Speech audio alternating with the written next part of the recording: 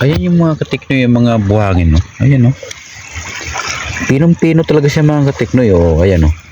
Wala man lang akong nakita dito na kahit na bato na maliliit. Wala. Talagang purong buhangin talaga siya mga katiknoy. Puting-puti, oh.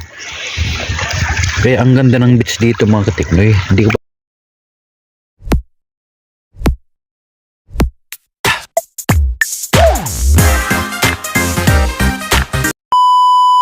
Hello! Mapagpalang araw po sa ating lahat mga katiknoy. Panibagong video na naman po tayo. Panibagong araw naman. Panibagong hanap buhay naman itong mga katiknoy. Sumama po kami mga katiknoy sa lugar ng aming pinsan. Ang lugar ng Balod.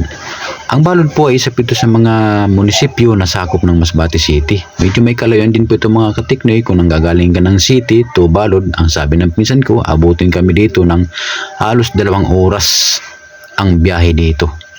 Excited naman kami mga katiknoy na pumunta dito dahil ito yung mga lugar na hindi pa namin nararating at dito po kami mamimili ng mga sirang cellphone. Papalubog ng mga katiknoy ang araw pero malayo pa rin ang aming pupuntahan. Kaya lalong binilasan ni Utol ang kanyang pagpapatakbo na hinahabol naman ang aming pinsan na kaskasero din kung magpatakbo mga katiknoy. Dito na ako natakot dahil ang mga malalalim na mga bako-bako ng kalsada hindi na niya ito napapansin. Para tuloy kami mga bula na tatalon-talon sa mga malalalim na bako-bako ng kalsada. Gabi na kami mga katiknoy nang dumating dito. Sa wakas, andito na po kami sa Balod. Pero dahil sa layo nito, gabi na kami nang nakarating dito mga katiknoy. Pagod na ang utol ko sa kanyang pagmamaniho. Paggising namin mga katiknoy sa umaga, wala nang mumug-mumug, wala nang hilamos-salamos. Agad po kami nagpunta dito ni Utol sa tabing dagat. At ito po ang bumungad sa amin. Ang napakagandang tanawin at tahimik na karagatan. Habang pinagmamasan ko mga katiknoy ang mga gandang tanawin na to at mga nagagandahang bangka na ginagamit naman ng ating mga kababayan sa pangingisda. Nakaka-relax po talaga ang ganda nito.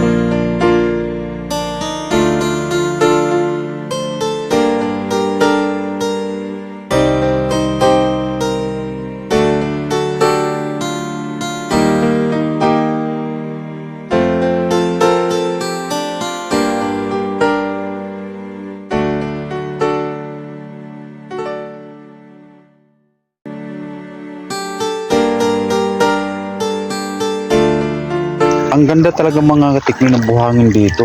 Ano siya, pinong-pinong buhangin na puti. Ang ganda. Talagang may mga beach din dito mga katiknoy. Ayan, mga beach to. Mga beach yan dyan.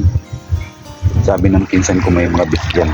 Ayan yung mga katiknoy, yung mga buhangin. No? Ayan, no? Pinong-pino talaga siya mga katiknoy. Oh. Ayan, no? Nice.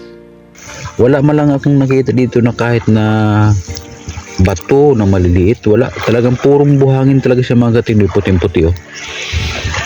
Kaya ang ganda ng beach dito mga katiknoy. Hindi namin alam kung talagang maraming pumupunta dito dahil excuse me.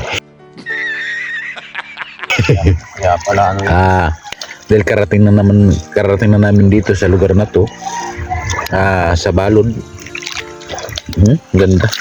Dito kami mga katiknoy sa Dao. Dao ito sa barangay ng Balod, Dao.